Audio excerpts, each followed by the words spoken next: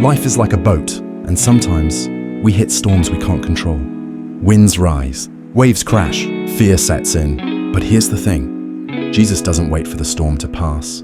He walks into the middle of it, into your chaos, into your fear, and says, "It is I, don't be afraid." But just like the disciples, you have to let him in.